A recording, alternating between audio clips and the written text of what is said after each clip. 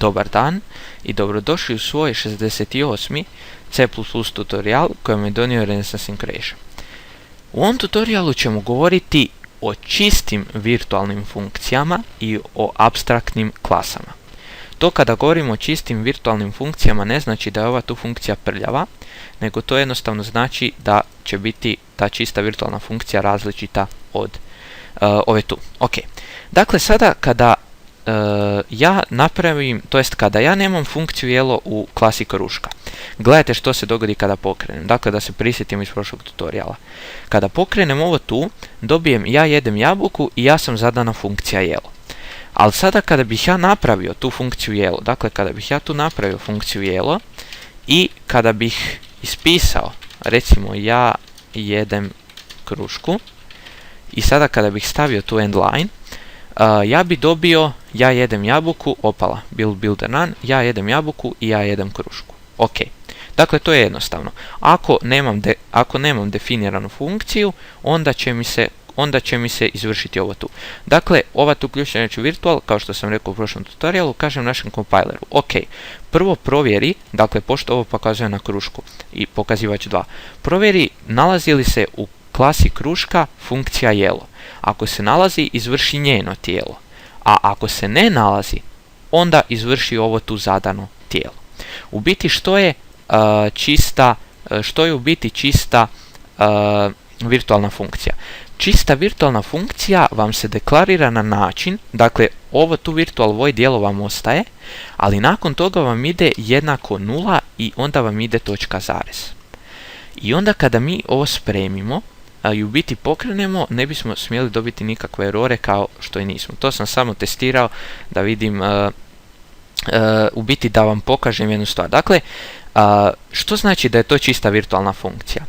To znači, dakle, čista virtualna funkcija se deklarira na način da tu više, dakle, sjećate se kako smo tu imali, nismo imali točku zarez, ili mogli smo imati prazne zagrade, ili u zagradama tim vitičastim nešto, a čista virtualna funkcija kaže našem compileru da, da eksplicitno u svakoj klasi koja nasljeđuje, dakle da u svakoj deriviranoj klasi ova funkcija jelo mora biti napisana. Shvaćate me? Dakle, da u svakoj klasi ova funkcija jelo mora biti napisana. Dakle, ako ja recimo ovdje ne bi imao definiranu funkciju jelo, ako bih ja sad ovo izbrisao i onda ako bih to probao kompilirati, ja bih dobio error. Zašto?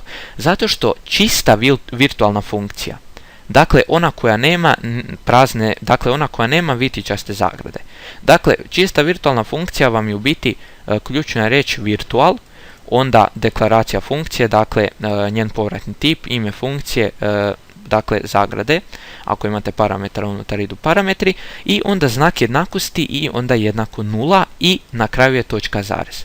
Dakle, sa ovom linijom koda mi kažemo da svaka derivirana klasa, to jest svaka klasa koja nasljeđuje od ove tu klase voće, u sebi mora imati definiranu funkciju jelo.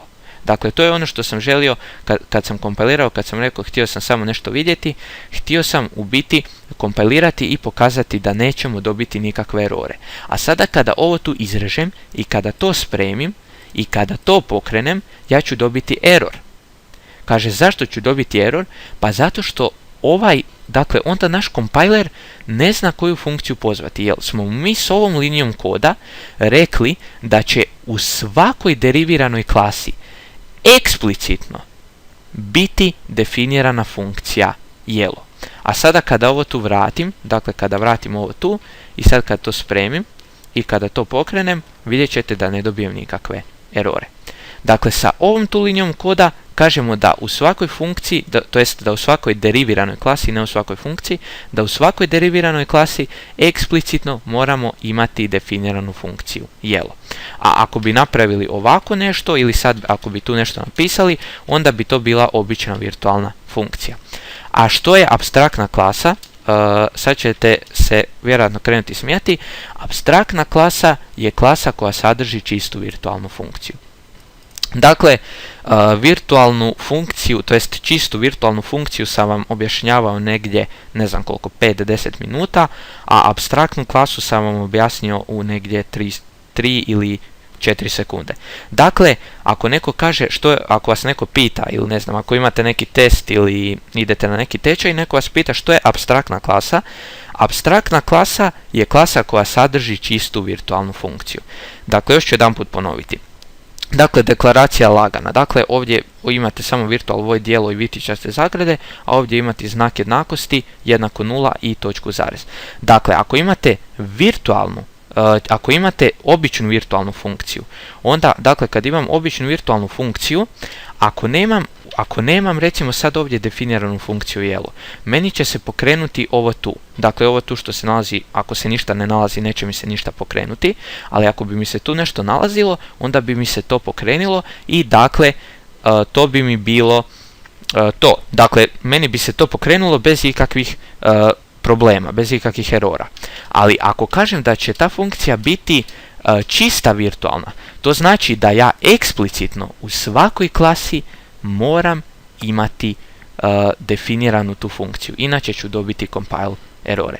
Dakle, recimo ovo vam se koristi u igrama, recimo te čiste virtualne funkcije vam se recimo koriste, recimo da imate klasu neprijatelji i onda da recimo imate vuk, čovjek, ne znam, čudovište, ne znam, nekakav ogromni skakavac.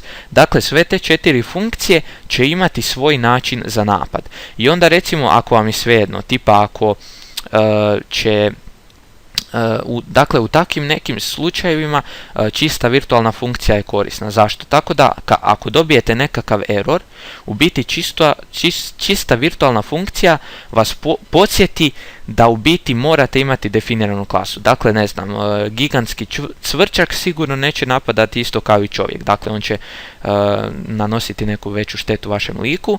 A recimo, ako vam nije bitno, dakle, ako imate tu dakle, zadanu funkciju, onda koristite obične virtualne funkcije. Dakle, ako vam nije bitno da svako ima baš ono eksplicitno definirano, onda koristite obične virtualne funkcije. Eto, hvala vam što ste gledali ovaj tutorial, nemojte se zaboraviti pretplatiti na moj kanal Renaissance in Croatia i doviđenja.